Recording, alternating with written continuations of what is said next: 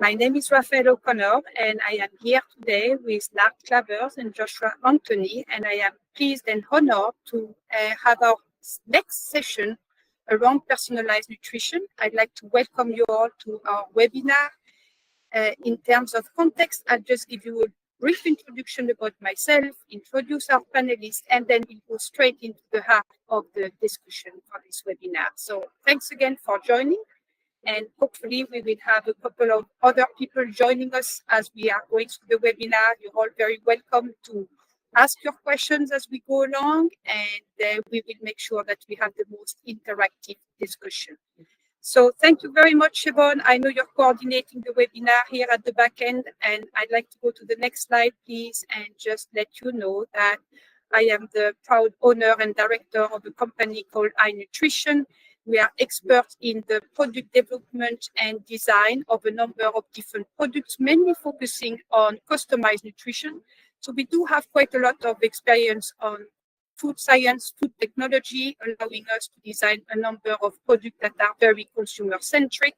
And we are also supporting projects in terms of end-to-end support, looking at how different disciplines need to collaborate and coordinate their activities to support end-to-end innovation in the space of customized nutrition. With this, I am really honored to have my panelists today with us to support the discussion on personalized nutrition. So with this, I'd like to introduce you all to Nard Clabbers, in case you haven't met him already during the part one of those webinars on personalized nutrition. So now, good afternoon to you. It's a pleasure to work with you again today. Would you like to give us a brief introduction again about your experience and expertise on personalized nutrition? Absolutely. Thank you very much, Raphaëlle, for organizing this and for the invitation.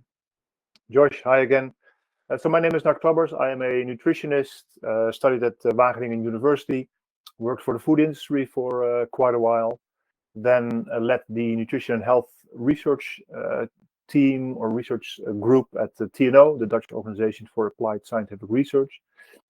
After that, I set up a startup in personalized nutrition that failed, and now I am an independent consultant working with companies to help them with innovation in nutrition and in personalized nutrition.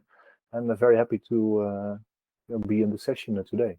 Thank you so much, Nard. And with you, we also have Josh Anthony, who again has a lot of experience in this place. Good morning to you, Josh, in the US. Would you like to give us a brief intro about your background?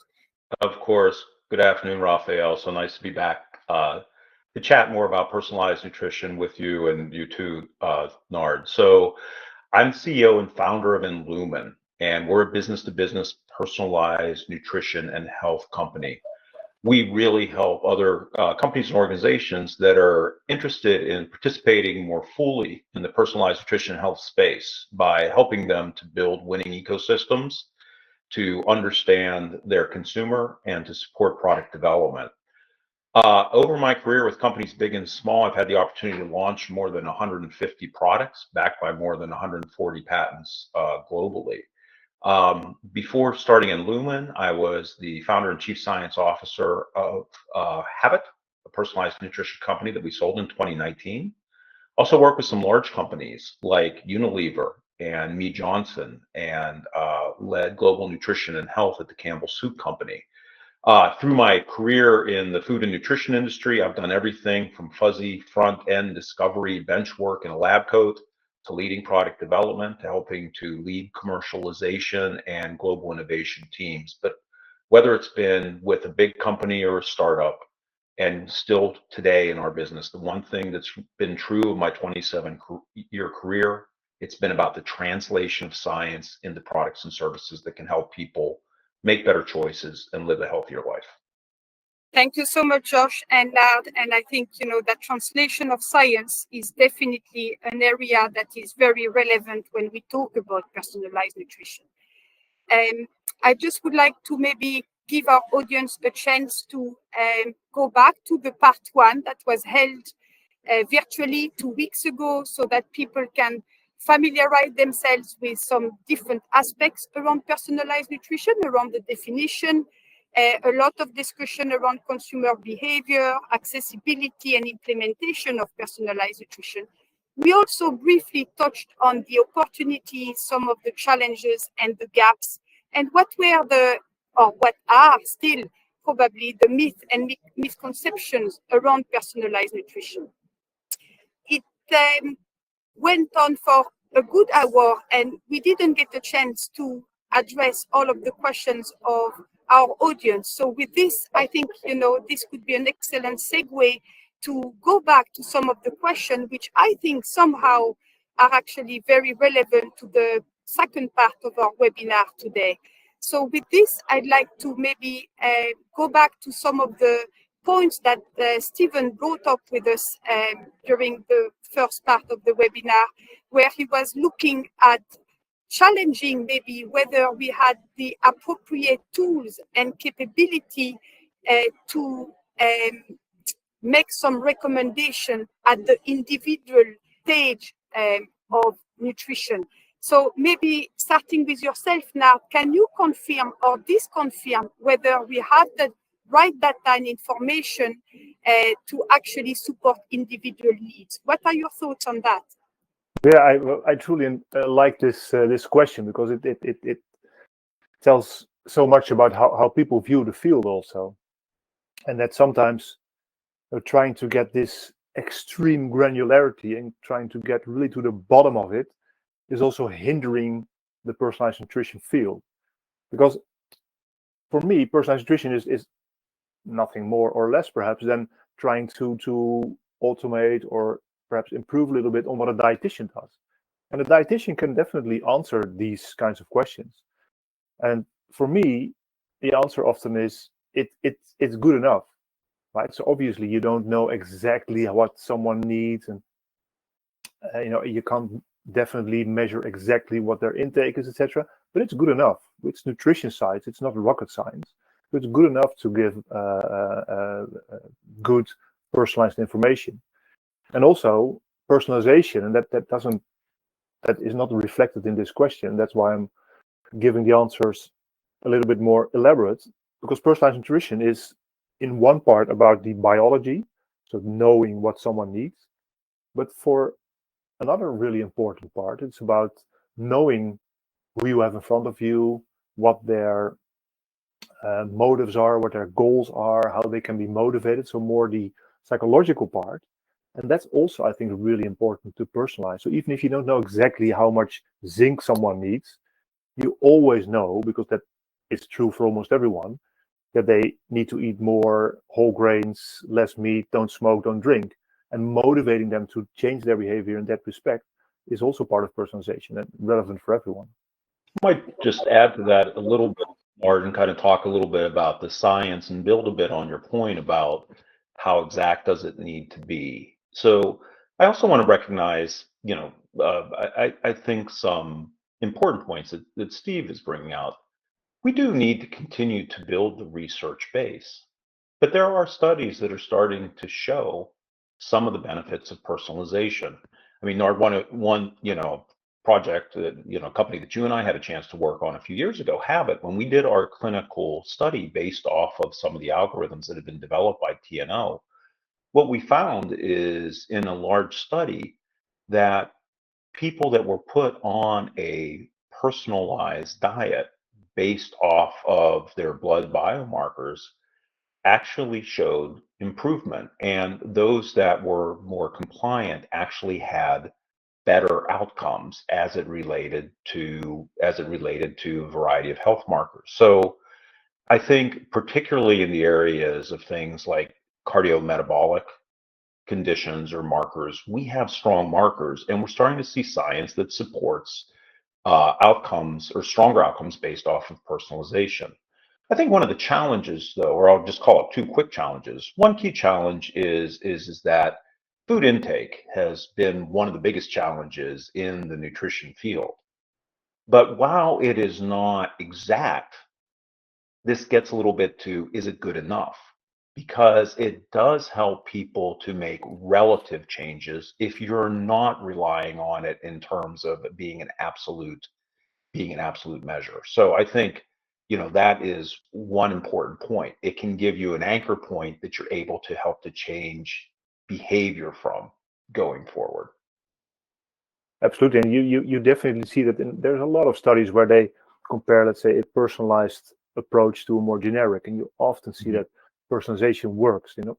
Whatever the thing is, you personalize it on, and definitely also food intake is kind of a hobby horse of mine, because it's so difficult that I sometimes advise people not to do it, or do it smartly and ask about the things that people actually need or want to change, right? So if people are not eating enough vegetables, you can ask them, okay, how was your vegetable use yesterday or something? But asking about everything just gets so complicated, and then you are lured into a false sense of security that you know everything that the person has eaten, and based on that you'll give them advice. But in fact, you only know 50 to 70% of what they've eaten. You miss a lot of stuff. So. No, excellent. I mean, and there are really cool tricks now with taking photographs and computer vision, and that will definitely improve. And in a few years we will definitely make that a lot easier. But still, it's extremely tedious. I actually met someone for the first time who was actually tracking her meals. It was in the US, tracking her meals for years, every meal. But it's very rare. I mean, I have never been able to do it for longer than 2 or 3 days because it gets so tedious. Thank you very much for this very detailed response from both of you. I'll maybe move on to the second question here from Rachel, which again is a good introduction to this webinar around what would you describe as being a winning company in the space of personalized nutrition. So I'd love to hear from you, Josh, what your thoughts are about what are the key components. Yeah, I think it's a really good and an important question, Rachel. And that, just like there's not one single business model, there can be, I think, multiple winning models. But I would say that the first and foremost, most important thing, if we're thinking about a winning company or building a winning ecosystem, is really clearly defining what consumer problem you're going to solve. And obviously, it's not going to be at the level then of one. We're going to be talking about finding a large enough consumer group that's interested in a particular area.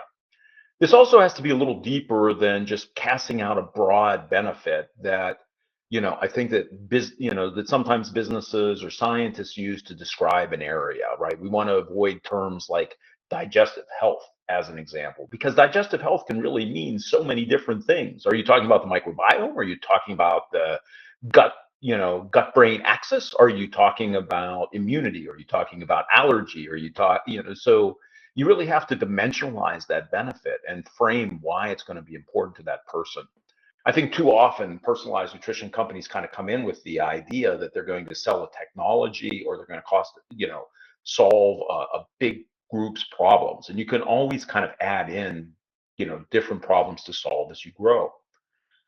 But once you have that anchored, winning ecosystems are going to close the loop for the consumer, right? They're going to provide, or the user, they're going to provide some information or some metric, some measure of where you are relative to that problem, and then help you to understand where you are. So provide the right information, and then be able to provide you tools to change your behavior.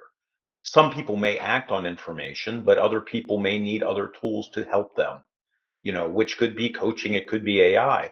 But importantly, for people from the food or beverage or supplement industry that's listening to this, a lot of times our clients will say, like, I don't understand how I can compete or how I can be in the personalized and precision nutrition space. You have some of the best behavior change tools at your disposal. You have the end product that people use. So whether that would be, a food product, a beverage, or a supplement, it's helping people understand how that solves their problem. So a winning company basically looks like clear problem to, it's a clear problem to solve. Then understanding, a measurement, understanding where that person is relative to that need, providing the right information so that somebody can understand it and be ready and willing to act, and then providing the tools they need to change behavior. And one other really important concept then is that you're kind of creating a flywheel. So as you're building a relationship with somebody, you need to kind of understand is once they go through that, or they change their health state, or they've been with you for a while, you need some way to, keep that flywheel going. So you may need other tools or other opportunities to maintain that engagement to meet new health goals. So we used to kind of describe it as this, we showed it as a continuous loop, but one way around.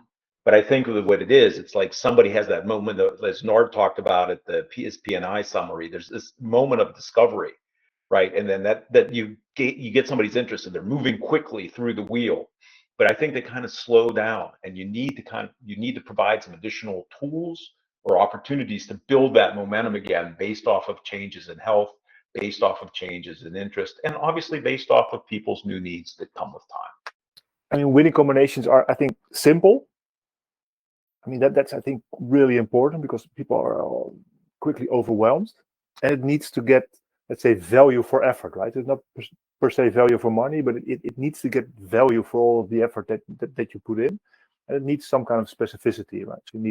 So I think those three things, so simple, value for effort, and specific, I think that's really important if you want to look at a winning company, and indeed also I think a winning ecosystem is always. Again, thank you so much for this extensive response. I might ask you, Siobhan, to move on to our next slide, where I think we have two more questions from our audience.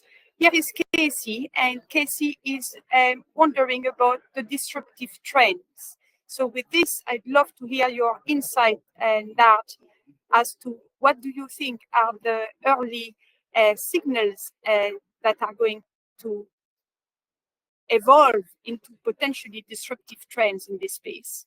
Yeah, so I mean, there are so many already disruptive technologies, and there are so many possibilities for personalized nutrition already. But we haven't really seen that kick off. But I definitely think that also after the Corona crisis, it's much more common, much more normal to do at-home testing. But I think that at-home analytics is definitely one of the more disruptive trends or opportunities that we have in personalized nutrition, because it gives you the opportunity to interact with your consumer very directly based on their blood values, based on quite easy and quite cheap analytics. I think definitely that's important. And also the whole, let's say, wearable trend. So all kinds of, let's say, glucose sensors or other wearables that people can use to track aspects of their health. And then the big trend, I think, is combining those data points and translating them into actionable advice for consumers, for people to actually change their behavior. I think that those trends are, let's say, making it easier to gather data, and then the translation into actionable insights. I think that is the biggest disruptive trend. Yeah, and I think, Casey, that we talk a lot about technology in the absence of, or new technology in the absence of existing technology. And I think the trends will arise where they come together. So example, we talk about AI and machine learning, like, as it's a tool, but it's how that is applied is what becomes important. So look for existing tech that can integrate new science to help to drive personalized health. So as an example, Nard mentions wearables. One of the fastest growing wearables is hearables, and companies like Apple and Bose are now looking to see how they can bring health measurements into headsets. Look for things like health radar systems being incorporated into Alexas.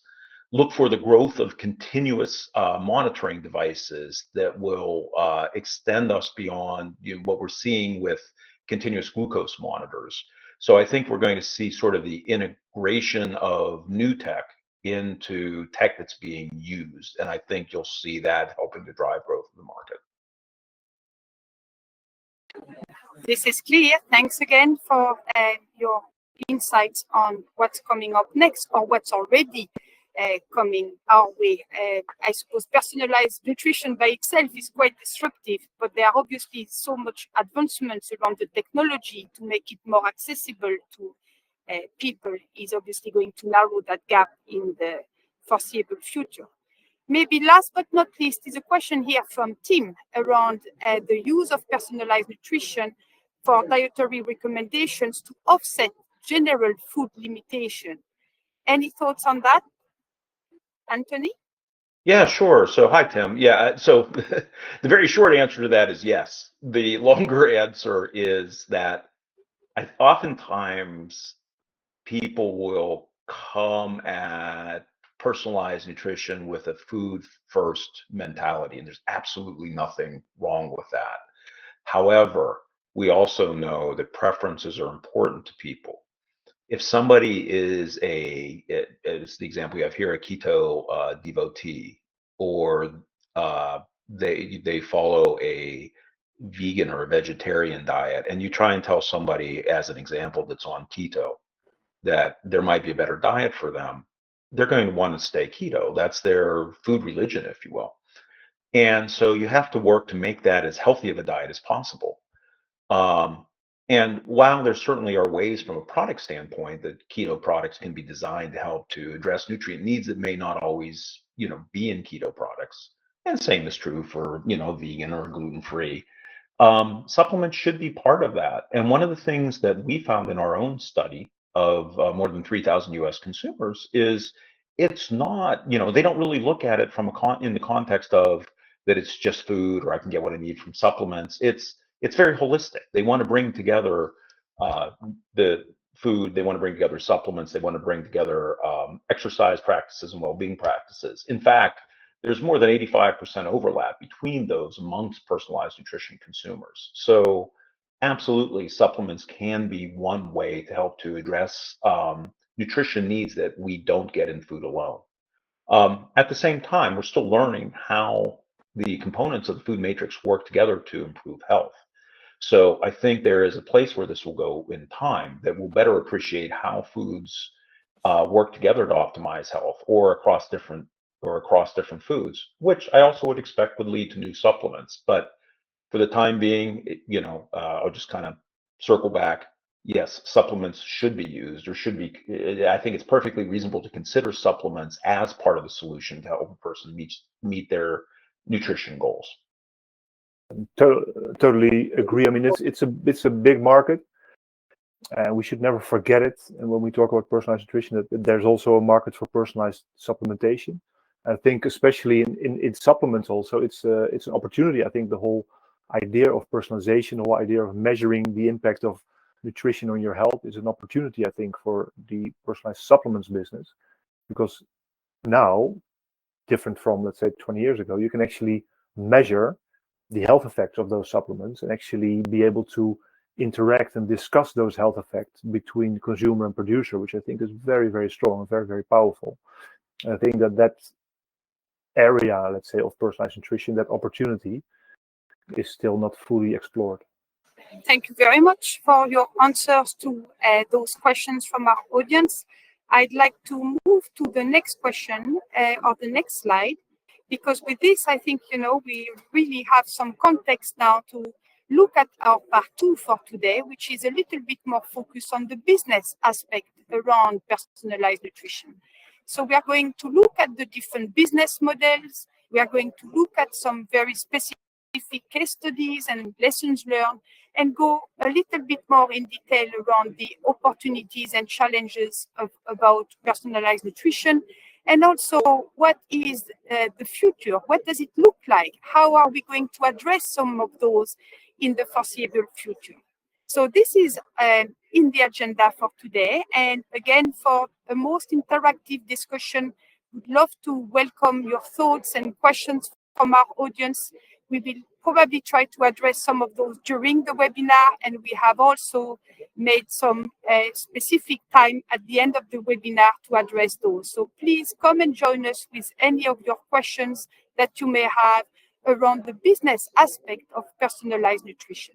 So let's go straight into the heart of it with the next slide. So this slide is a little bit complex, it's a little bit heavy, and this is the best way I could try to visualize what are the different aspects and pillars around personalized nutrition that people can look at in order to build this end-to-end model around personalized nutrition. So maybe just going through that slide very briefly, and then asking Josh and Nard to chime in and see what their thoughts are. But I just thought that on the x-axis, I was trying to represent the product I was trying to represent the delivery, the service, and the technology that somehow package the solution of personalized nutrition. And on the y-axis here, again, I was trying to break it down into cohorts and segments of audiences that would be interested in personalized nutrition. So going from the bottom to the top here, we can see our Gen Z and our millennials that would be potentially interested around personalized nutrition, around the performance. Those are the people who are looking for the quick fix, and they want a short time solution around personalized nutrition, how this is going to address their own needs. The next cohort is the reactive consumers. They would be probably have a profile around boomers, and those people again may have had a medical diagnostic, and they are looking at personalized nutrition in order to complement some of their activities and effort to address their medical condition. And last but not least, on the top of this y-axis, you have the Gen X. The Gen X would potentially be interested in proactive nutrition. They are looking also for a personalized solution where they can address their own needs, looking at maybe more of a medium or long-term timing to address their health and wellness needs on the preventative and proactive aspects. So this is just to kind of set the scene around personalized nutrition. And then in the middle of this graph, you have the different pillars as I was trying to break it down into elements that could offer an end-to-end solution around personalized nutrition and hopefully build this kind of robust model for commercialization of a product or a service or a technology. So again, just going briefly from left to right, we have the ingredients. When we put all those different ingredients together, we have a formulation, a recipe that is described here in the second pillar. Then we have an offering in terms of how is this product going to be delivered to the consumer. The next pillar is around the motivation, and I think we touched on that earlier. There is a strong element of psychology here to engage with our consumer at different stages of their journey on personalized nutrition. And the last three pillars are more on the technology side. We have the testing, where we are generating data in order to support the effort, to track the effort, to monitor the effort. Then we may have some device, some wearables, or some sensors that is going to help us to focus in a specific area or health benefit. And then last but not least, I have the diagnostic, which, may be, again, a fairly complex technology to support the consumer or the customer on their journey around personalized nutrition. So again, I'm conscious that, this is a little bit heavy maybe for our audience to absorb, and, that will be made available after the webinar. But it's just to give a little bit of a landscape of how operating and business model could work to offer an end-to-end solution. That can be done by the company themselves, but also through collaboration or strategic partnership.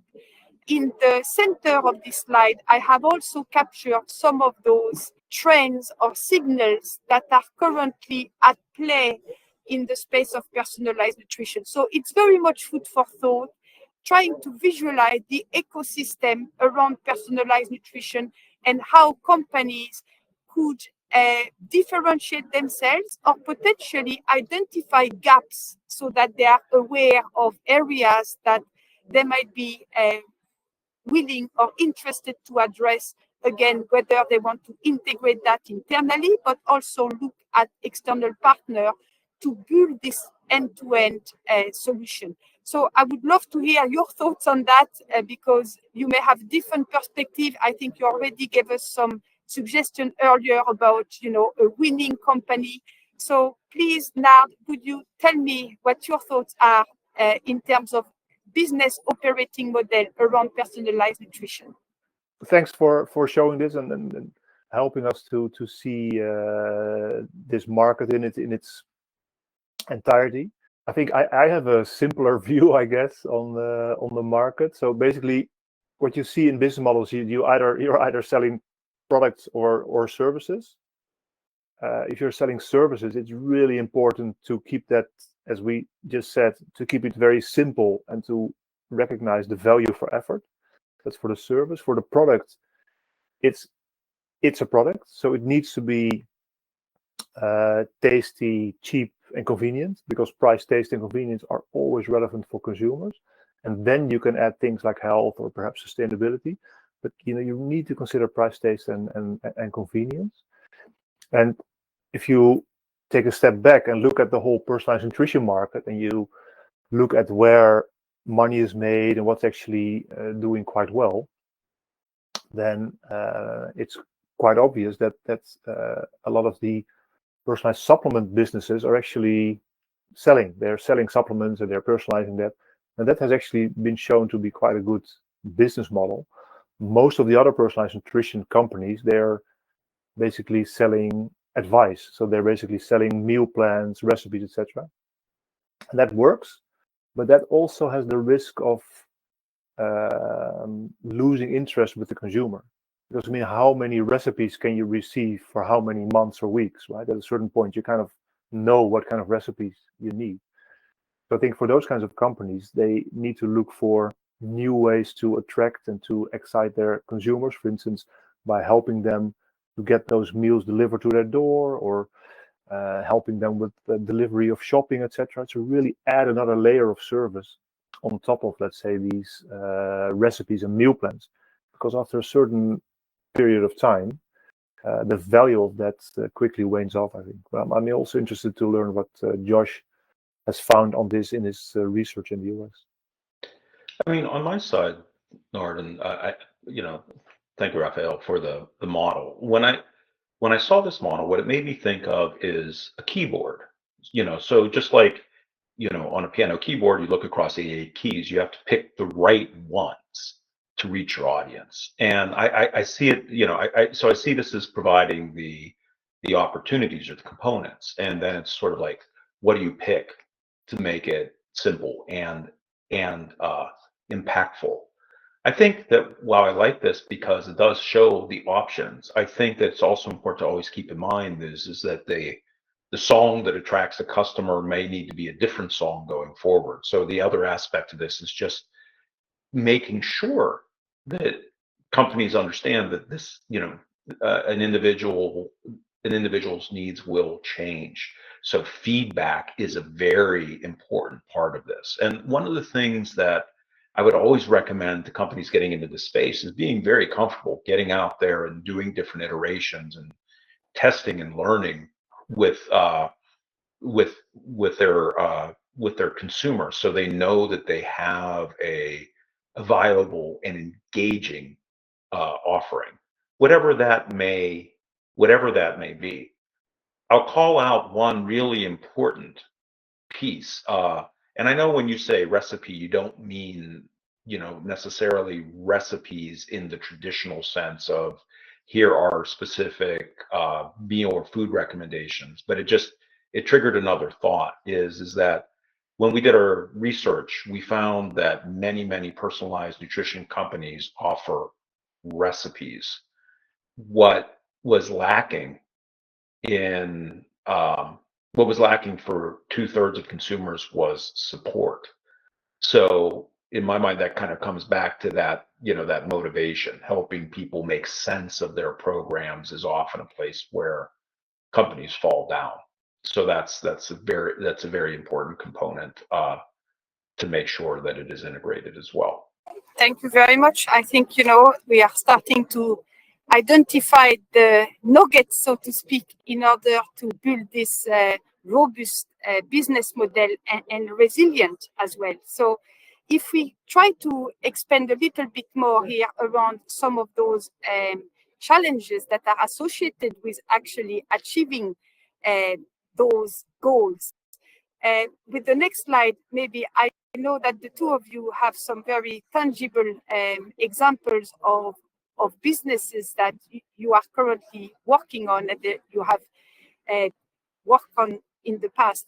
So in terms of looking at some of those really tangible lessons that you have to face, can you maybe share with us some of your thoughts, especially around the consumer, around not only addressing an unmet need, but also build that within a more longer time frame? Because if we go to the next slide, what I gathered from you, Josh, over the last couple of months that we have been looking at that space together, it seems like at the beginning, there is a real appetite and energy and interest from the consumer, but for some strange reason, we don't seem to be able to maintain that level of interest or engagement around personalized nutrition. Yeah, it's a real challenge, and I think that there's probably two main reasons that we see people dropping off. One of which is that, simply put, those plans aren't, quote, working, or they're not delivering a benefit that the individual can feel or can sense. As an example, if you are in a plan that is focused on looking at DNA SNPs, you may get recommendations that you're improving your nutrition, but maybe you don't feel different. Maybe you haven't lost weight. Maybe there's not a perceived difference in your health. And so that can cause people to fall off. I think sometimes too, there's also an information challenge, or at least an information versus expectation challenge. Meaning that sometimes companies don't do a very good job because they want to be a solution for everybody of being very specific in terms of what they can solve. I do know that, as an example, when we launched Habit, I had a friend that had just had a stroke, and he said to me, "I'm so glad you're doing this. Basically, this could have prevented my stroke." And I'm like, I'm sorry, but this is not something that this is designed to do. This is not designed to diagnose, prevent, treat, mitigate, or cure disease, right? This was not healthcare. But the reality of it is that people, whatever their personal need is, that's what they're looking for. So I think that those two elements are really important. So how can we keep people on? I'm going to start with coming back to define clearly what consumer problem you're going to solve. Be clear in terms of how you're going to do that, and be with the consumer through their journey to help them understand what they can expect. And with any new company, continue to collect feedback to understand what you're doing, what you are doing well, and where do you need to improve, and be prepared to pivot. Yeah, I think a lot of the learnings also revolve around actually asking your consumer and letting them articulate what their goal is, right?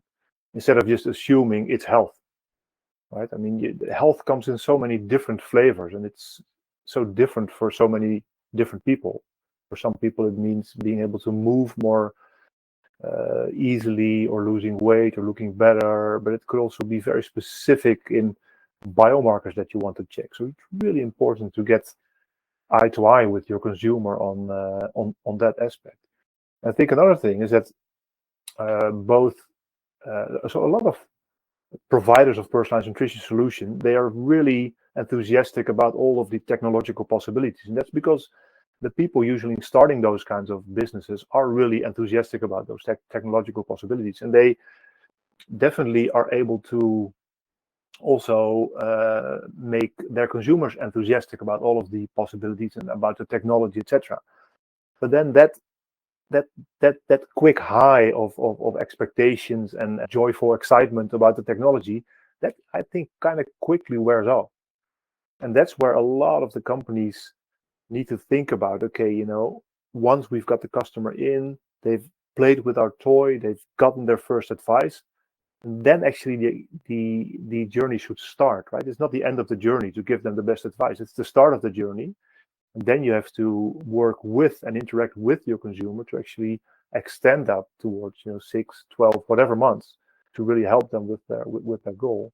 So that technology and all of the things that you need to do to get to the advice, that's only the beginning. And a lot of companies, I think, focus too much on that first part, and the second part of what do we actually do with consumers that are changing their behavior, that are going into the trenches of actually shopping, actually buying, actually cooking food for themselves, for their family. How do we help them there? Yeah, since we're talking about lessons learned, I'll call out habit as an example. A couple things that we learned there. We had the state of the art testing system of the time by really incorporating TNO's technology and using the challenge methodology to look at a comprehensive group of biomarkers as well as genetics and survey testing. But it was expensive.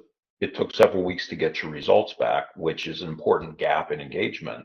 And when we were doing some of our testing, some of the early feedback that we found is that people weren't seeing the level of personalization they were expecting. So we really had to work with understanding what was missing and understanding people's needs and communicating more effectively that way. We also learned that they needed additional support, and that's part of the reason we had to bring in some, additional dietitians in that, because it was the next level of understanding that while people were saying to us that they were understanding their biomarkers, we did learn that there needed to be greater communication. So I think it's a good example in our case of starting maybe with more of a technology push and then learning what we needed to kind of create that consumer pool so that they really saw themselves in the recommendations. This is clear. Thank you very much both for your open-mindedness, I suppose, and transparency in terms of how to reconcile the consumer's needs and wants with the business aspect of personalized nutrition. So thank you so much for that. We will need to move on to the next slide in the interest of time. And with this, we are going to look at opportunities and challenges. And I think a good introduction to this topic is to look at the outcome of the poll that was run a couple of weeks ago around what do you consider the biggest challenge in developing and scaling a personalized nutrition business. And we saw that, the lack of data and insight along with consumer education and adoption were very important aspects that needed to be tackled. And I think that echoes what we have been talking about for the last half an hour or so. So if we were going a little bit more granular, maybe in some of those challenges, I'd love to hear from our audience what their thoughts are on that. And I believe that Siobhan is going to launch the poll for this webinar, whereby we are going to drill a little bit more on the consumer side, asking our audience, what do they think the biggest challenge for consumer is around adopting personalized nutrition? So would it be more around the cost, the efficacy, the privacy, or is it possible that the offering doesn't meet our consumer needs? So I let that going to be run in the background. And with this, I was just going to maybe stop for a second and see if we had any question from our audience and if we can address those together right now. So Matti has asked us whether personalized nutrition seems to be a niche market. Do you think you should narrow it down even further by targeting specific generations? Josh, would you like to address this question from Matti for us? Yeah, of course. I think it's when you say niche, I think it's important to kind of say, well, like how do you define niche? So as an example, in the US, it's about a $7.8 billion market growing at about 15 to 17%. So it's a fast growing and already a pretty large market here. We see that consumers are expecting a high degree of personalization in all aspects of their life, and nutrition isn't unique. And that market sizing estimate is actually based off of people who are currently using personalized nutrition products or services. So so I do think that the opportunity is there. The problem is there's a lot of companies coming in and out or starting and failing, but the consumer desire is there. The second part, though, about targeting specific generations, this really gets to the earlier point about defining the problem to solve and who you are solving it for very well. I think that, by and large, is oftentimes what's missing from the market, is starting with the job to do. And I do think it'd be much more effective in terms of building solutions or building ecosystems or products around solving a specific problem. Oftentimes we call this, if it's a problem or a problem for a specific group of people, whether that be a generation or other demographic, then that's kind of more precision nutrition. It's not N of one, but I think that's where you can start and have a winning opportunity. And for me, I think I kind of agree, I think, with what Matthias is saying. I don't really look at generations often when I talk about personalized nutrition, because it is, in the end, an N of one game. I think there's much more overlap between the generations than we sometimes think. And let's say whether you are a 23-year-old wanting to run a marathon or a 60-year-old wanting to run a marathon, those goals are the same. I think that's much more important often than which generation or which year you were born in. Part of what Nard is saying is that oftentimes we think about generations, but from a market research standpoint, it's sort of the attitudinal segments, right? Align goal as opposed to align age. So these can all be different ways of targeting your groups. Yes, thank you for that. Having worked in what I call customized nutrition for some time, I still feel that we could break down our life cycle through different stages of our life where the needs for nutrition are so specific, So I still do a lot of work in early nutrition, pregnant, lactating women. Again, all of those cohorts have different needs. And then we have our teenagers and our elderly population that, again, have completely different nutritional needs. So when I read Matthew's question, I still feel that it is quite well identified at this stage that different phases and stages of our life, meaning also different generations, have very unique nutritional needs. Would you agree with that? I think, an 18-year-old woman who's pregnant or a 42-year-old woman who's pregnant, they're different generations, but they have the same pregnancy, right? So, sure. There's specific life stages, especially very early, and once you get, So I don't know. I've worked with a lot of marketeers, and there's a lot of discussions about how to use generations, but especially in personalized nutrition, I think looking at it through a generation lens, I don't know. I've never really seen the big added value there. But so life stage, I think, is something different than generation, right? As per the 18-year-old or 42-year-old woman who's pregnant, they're different generations. They're the same life stage. I guess to some extent, I wasn't necessarily looking at this, or as we're having this discussion, I wasn't looking at it as an either or.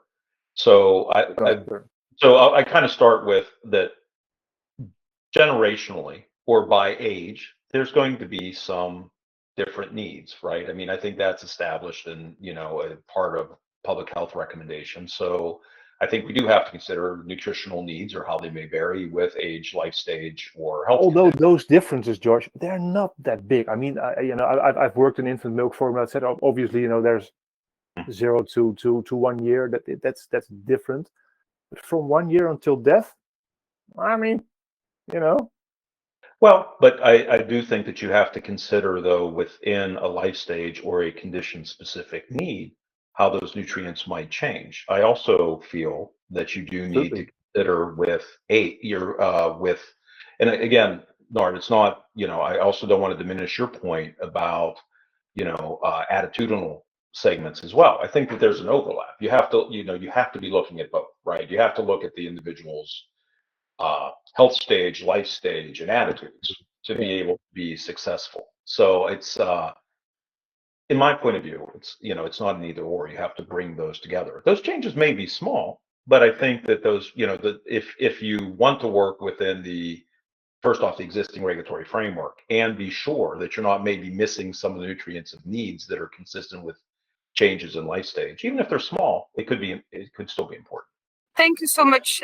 Really like the dynamic interaction here. So again, would welcome the input of our audience if they also want to chime in and start asking us some of their specific questions, because we are starting to run a little bit out of time here. So I'd love to go to the next slide, if you don't mind, Siobhan.